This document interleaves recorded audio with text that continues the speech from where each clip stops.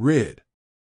Episode 3 of The Crooks begins with Rio and Red meeting the Russian mobster, who goes by the name Mikhail Priskov, who demands his coin, and when Red fails to deliver it, Priskov shows him a glimpse of the consequences that will follow if Red disappoints him. The scene shifts to Joseph and Charlie heading to Vienna. Joseph still doesn't believe Zwanziger was trying to shoot him. Both Joseph and Charlie are in serious trouble. Joseph is being hunted by Bach, while Charlie is pursued by the Al-Walids.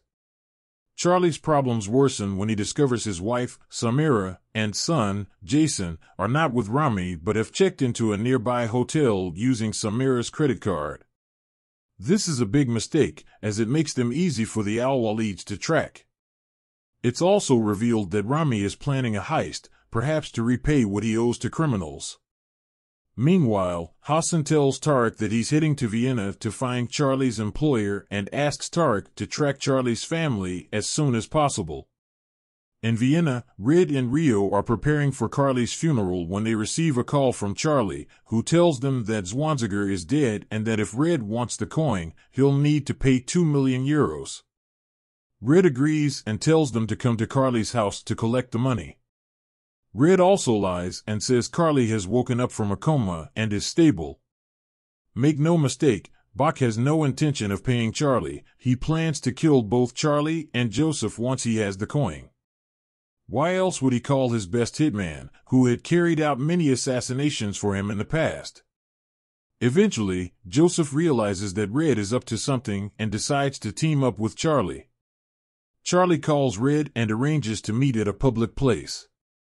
While Red and his group leave the villa, Charlie and Joseph sneak inside and discover that Carly has already passed away. Joseph remembers Carly telling him that once he's gone, chaos will erupt. That's why Carly wanted Joseph to go into exile. Joseph and Charlie leave the villa, and Joseph promises to help Charlie get the money he needs to start a new life with his family. Joseph also comes up with a plan for payback. Joseph arrives at the club, revealing himself to Red as alive. He then demands all the money in the safe in exchange for the coin. Charlie joins the conversation, too, and, at gunpoint, forces Rio to open the safe.